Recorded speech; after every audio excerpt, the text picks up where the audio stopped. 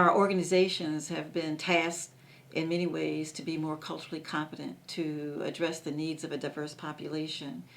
So many have asked, what does that mean? Is it just a political term, a politically appropriate term? Is something real? Does it really help us do our jobs more effectively? Are we able to make improvements in the community? So what do we mean by cultural competence? There's a lot of discussion around cultural competence, and one of the terms that comes to mind is also critical consciousness. These are the various aspects that we need to include in our conversation. When we think about cultural competence, we usually think about the way cultures and people behave, the way that they dress, the way that they think, the way that they interact with systems. And when we deliver services to populations, we want to make sure that we're delivering them in a way that enhances quality, that closes the gap in disparities, and improves outcomes.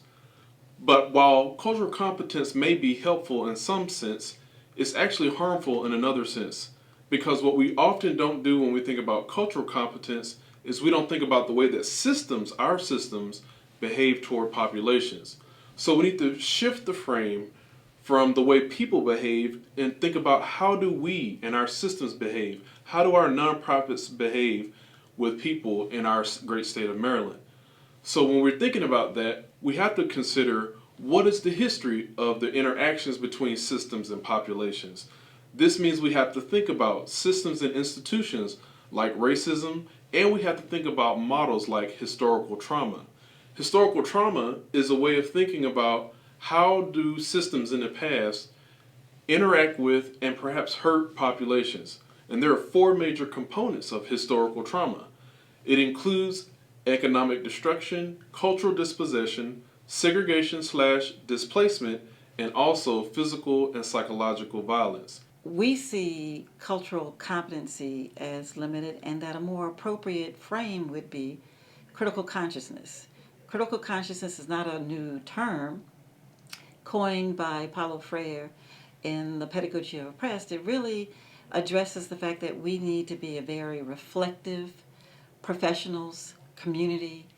In order for us to have a better understanding of ourselves and of our environment, that if we are to lead and engage and solve some of our problems in the community, that this reflective process gives us this understanding of our community, of the people in our community, of the various perspectives in our community. At the School of Community Health and Policy, it's our mission to train leadership who will be working to transform our communities, to improve the health and well-being of our communities.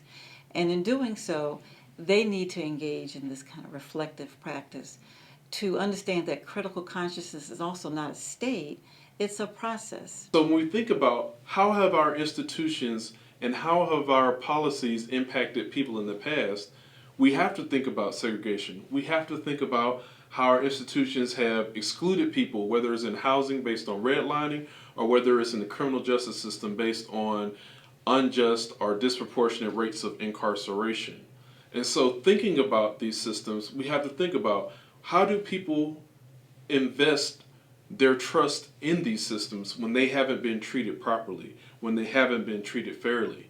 If we think about the United States Public Health Service experiment in Tuskegee, Alabama, the syphilis experiment, we think about that sordid history that has impacted people negatively. And therefore, if you're a public health service provider, it would make a lot of sense why people from that population might not want to obtain services. Even if you're a fantastic service provider, even if you're doing what you're supposed to do according to best practices, we still have to attend to history, and we have to think about how systems behave and not just how populations and people behave. Please join us in partnership as we discuss building the capacity of our community, building the capacity of our organizations to be more responsive to our community.